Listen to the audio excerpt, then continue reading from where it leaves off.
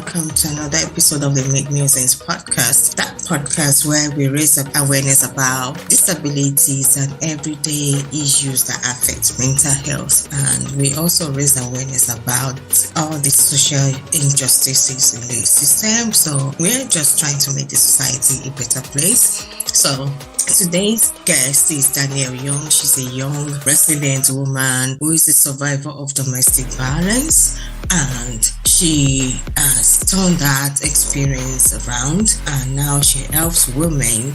She just helps people to overcome. I don't know if she works with men, so we get into that when we get into the topic. So she helps women to overcome the lasting impacts of domestic abuse themselves and transforms their lives from their pains to a life of purpose. So thank you for joining us today, Danielle. So welcome to the Make Musings podcast. Thank you so much for having me. I'm very grateful to be here. Oh, brilliant. So, I got a bit about you, but it's better to hear from the horse's mouth who you are and what you do. So thank you. Just let us know. Okay, sure. So, like you said, I'm a domestic violence survivor to thriver. I have been on this journey for a little over 20 years now. So I've been through some stuff and learned a lot along the way. And right now, my business is just focusing on taking everything that I have learned and putting it together and sharing it with the world. It's brilliant. That's the only way we can educate people, because, when we keep silent about what we go through, people don't know, and it just doesn't make sense that other people go through the same thing just because we refuse to talk about it. So that's why we want to continue raising awareness. So yeah, brilliant. Domestic violence is not one of those subjects that anyone likes to talk about, but I feel like it's so important and it's so prevalent that we need to talk about it. It's not something that can just be hidden in the shadows anymore. 1 in 4 women are victims of domestic abuse. So, there's some crazy statistic, like 30%, or no, I think it's as high as 50% now of women who have been abused have actually been killed by their abusers. I was one of those women who was almost murdered by my abuser. So it is such an important thing that we talk about this, how to overcome and what to do when you're in that situation. Yes, so I really agree with you 100%, in fact 110 or 1000% if there's anything like that. But tell us about this experience that you went through and how it's impacted on you. Yeah, so I was 18 and I met this much older guy that I worked with. And I had grown up really awkward. I didn't have any boyfriends. I didn't date. No one was ever really interested in me. I was sort of this cerebral nerd kind of girl. And I didn't have my dad. My dad was in and out of my life until I was 6, and then he was gone, for good. And I just had this big gaping hole that I thought I needed to fill. So when he started paying attention to me and started flirting and pursuing me, I thought, wow, I've never had this. And it was like an addiction. It was that, dopamine hit that I needed. And I was 18. I didn't know any better. My brain was not developed at all. So I sort of saw it as this experience, and I was excited and it was thrilling. He started off very charming. I saw some red flags, but I looked past them because I thought no one's perfect. And it just increased from there. The violence started subtly. First, it started off as mental and emotional. He was very dominating. He was very jealous. He didn't like me to go to my family's. He didn't like me to have any friends. He wanted to know where I was at all times. I just sort of thought, well, that he really likes me. He cares. And then it just got increasingly worse from there. He started becoming physically violent. And I ended up getting pregnant with our daughter when she was 3 weeks old. He came home in a drunken stupor and we got into a fight and he tried to kill me. He came after me with a knife. Wow. Yeah. I am so sorry you went through that. And it's so easy for you to fall prey at a young age of 18. Yeah, you see this person as the alpha person that you think is actually there to protect you, to nurture you, to love you. And then you put all your emotions into the relationship and this happens. I was 20 when when that happened. I knew before that I was going to leave him. I had tried to leave, several times before that, but they're manipulative. They get their hooks in you and they just pull you back in. And it's like you can't see the forest for the trees. It's almost like, well, maybe he'll be different this time. Maybe since I left, he'll know that I'm not going to put up with this anymore. It was just excuse after excuse. And then finally I said, you know what? I know I'm going to leave. I just don't know when. And it was almost like the universe was like, now, you're leaving now. Because I felt like if I hadn't have hit rock bottom like that, I would have never left. I'm so glad that you are here to tell the story. Well, Yeah. there are so many others who won't be there to tell their stories. And this is why it's so important to raise awareness about these issues. I mean, I Yeah. was speaking to somebody last week and she said she did not, she couldn't leave because this guy fell ill. And but you are fortunate that you were able to leave and you didn't come out with any scars, but the emotional scars are still there. And that's why you are helping other people. So Yeah. what has your journey in the coaching industry been in life? I've only been a coach for a few years. My journey with domestic violence survivors actually started about 15, 16 years ago. I became a massage therapist and I worked with women who were victims and or actually who were survivors and helped them get back into their bodies. When we go through trauma, we just become so disconnected from our bodies that it's so easy to just go numb.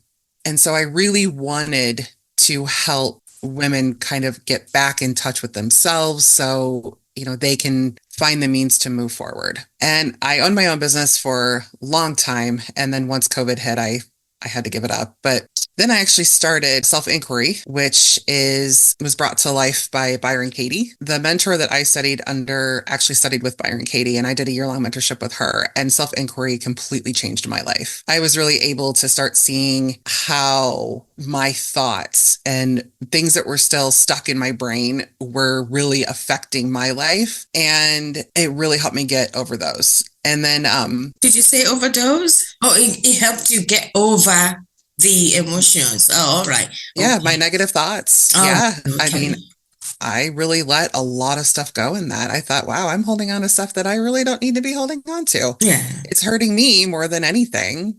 And I went to yoga teacher training. Yoga was a big part of my healing journey. That was actually the first thing that I started doing to heal myself. So I went to yoga teacher training, became a yoga teacher, and started really doing like body positivity. And, I did that. I taught online during COVID. And now I'm using that in my coaching practice as well. And now I'm actually working on becoming a somatic yoga teacher. You've So done so many lots of things that stuff. you've done, Yeah. delved into so many things.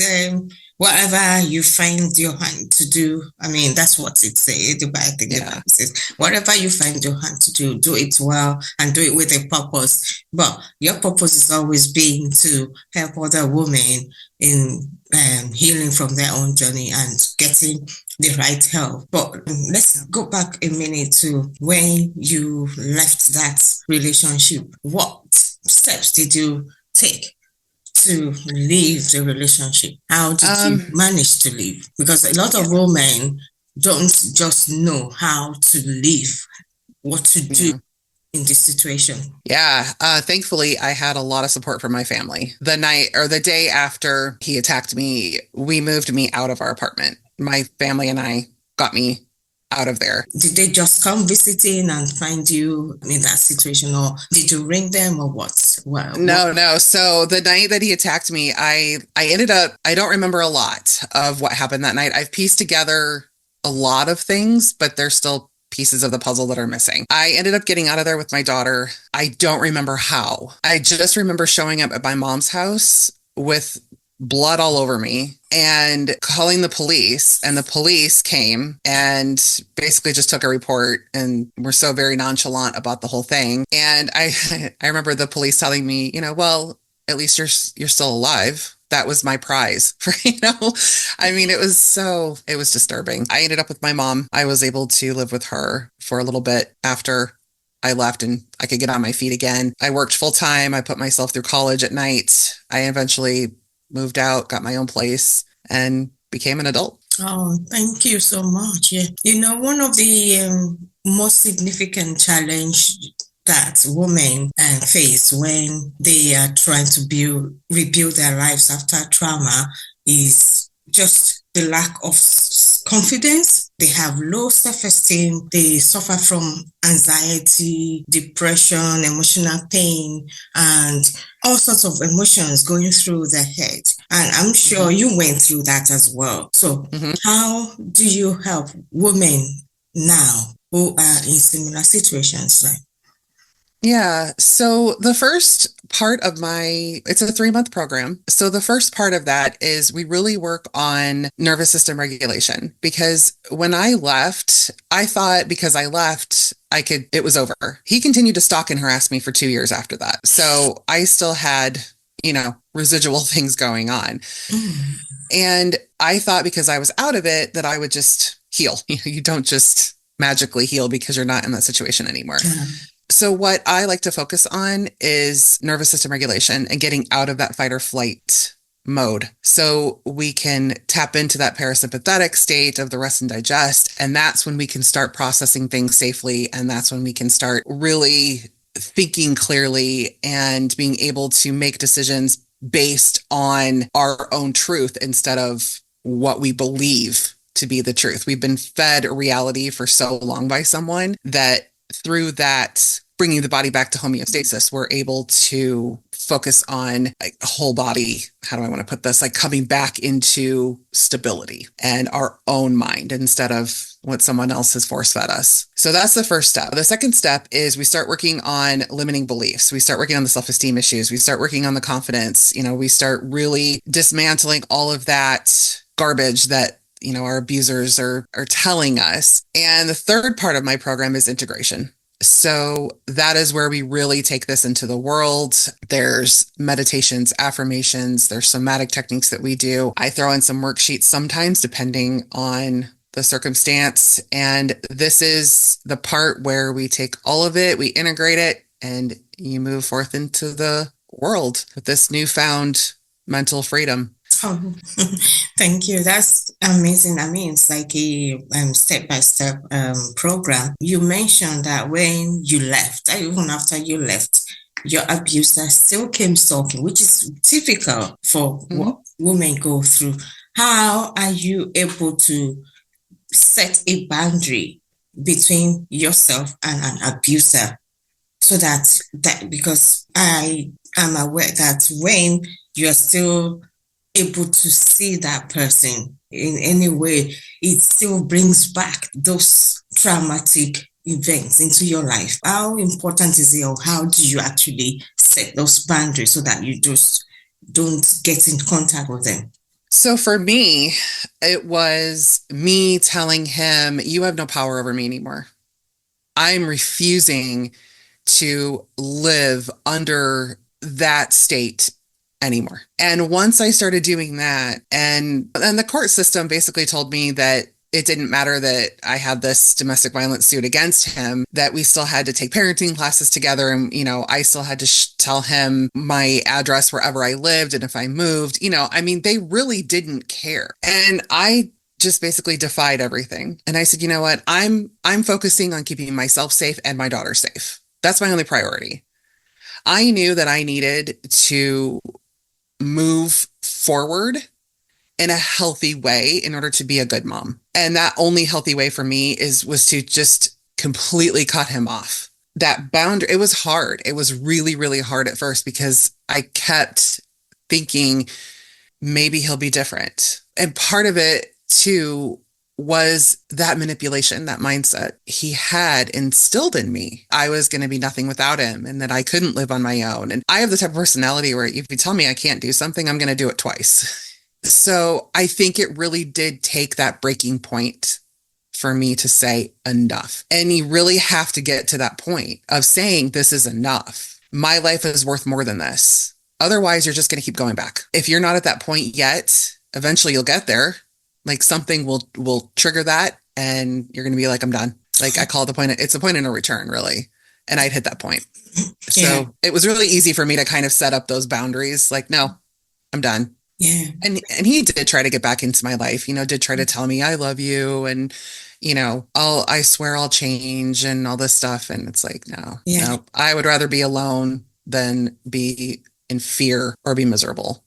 No, yes, that's very true, it's important that people understand that in these situations you have to prioritize yourself. You are the person that is dealing with this, but at the same time, you had a baby with him and you have joint responsibility over the baby. So it's a bit of a dicey situation with having a baby, but you are trying to keep the baby safe. At the same time, you're protecting yourself and you still want to give him that chance to have access to the baby. But at a point, you said you thought maybe it would be different. Did you ever allow him back? No. Yeah, okay. No. That's true. Good. No, and honestly, I could not have gotten to that point without my family. My family was really like, we will help you, we will support you, we will do whatever we can to get you out of this. My attorney even told me, why don't you, if you don't have a counselor or a therapist, I strongly suggest you start going to therapy. And I think that right there, just having the conversations with my attorney and hearing him say, he's never going to change. Like, we're at this point. We're going to court because he physically harmed you. And it was that just sort of flipped the switch and was like, okay, yeah, you're right. You're right. And then my family. Yeah. I couldn't have done it That's the without them. support system, because you need a very strong support system to be able to deal with this kind of situation. And in your own case, it was your family.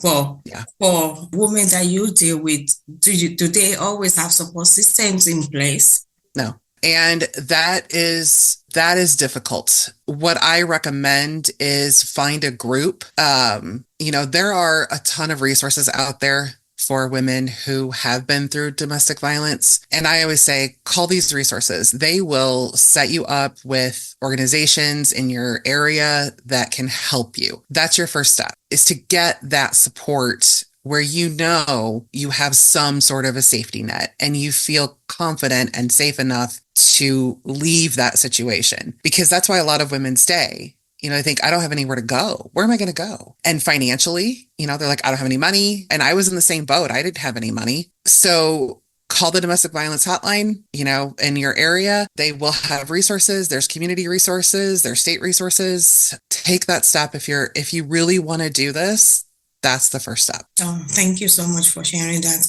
I will put a pre-recorded recording of the domestic violence helplines here in this bit when we finish this recording.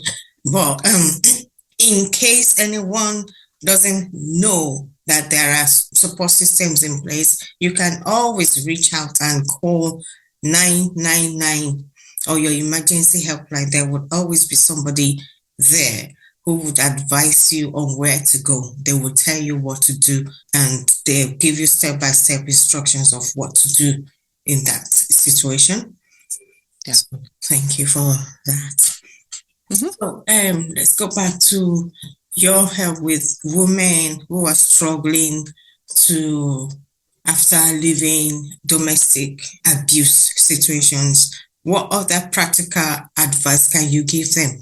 So, but aside from getting that first, those resources at first, my biggest piece of advice is find what works for you to heal, to start healing. And it might change. If that's therapy, if that's yoga, if that's, a group or, whatever, it doesn't matter what it is. Find something that will help you heal, start the healing process. My second piece of advice is know that it's not linear.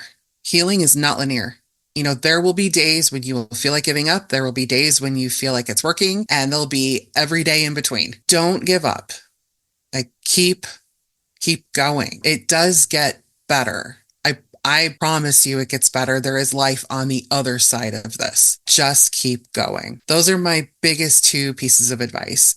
And if I could go back and tell my younger self when I was in that situation, the one thing that I would tell her is you are worth more. You deserve love and respect and safety. And that's the truth for anyone who is in an abusive situation. You deserve love, respect, and safety. Yeah, safety first, and always prioritize yourself. And healing is a journey. Yes, it's not something that happens overnight.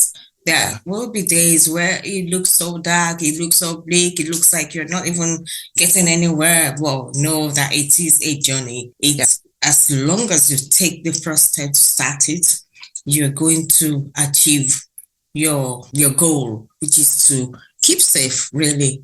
So, thank you. And to not keep repeating these patterns, right? I mean, we get into these situations because we have this certain belief about us, like we're never going to find anyone better, or this is the best it's going to get, or, we have these bizarre realities in our own heads, and they're not realities. They're just perceptions, and perceptions inform our beliefs. So whatever happened in the past that, put this perception in your head, the biggest thing is just getting rid of that, understanding that that's not truth, and getting to the truth is going to be the most important thing. Oh, thank you so much. Yes. Yeah, like getting to the truth, and the truth is you matter. You are the most important person, and you are the one who can take the actions to protect yourself. So, always know that you are number one. Always. Yes, absolutely. And I know, like I said earlier, that some women decide to just stay with their abusers, despite the fact that they are facing abuse. They are actually in a situation where they are dying slowly, but they just stay with the abuser. What, in your experience, has been the reasons why people stay with abusers? Yeah, it's just like I said, the biggest reasons are they don't have anywhere to go. They don't have any financial resources. Maybe there's kids involved, and, pets. Maybe there's pets involved. And a lot of women just figure, I can't make it on my own. They don't have the confidence to. They feel like it's no use. Why leave? At least here I have, some security, but it's a false sense of security because you're constantly You're constantly living in fear. You're constantly being manipulated and gaslit, and your life is on the line here. No amount of abuse makes that okay. No, I don't care like who this person is in your life that's abusing you.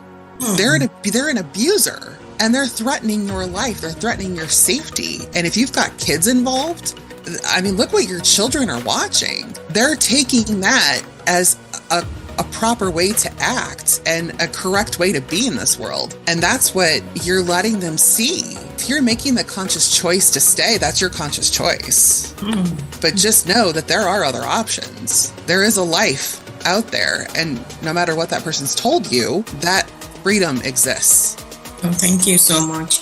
So back to my question now. Is it possible to put an end or to eradicate this thing called domestic violence?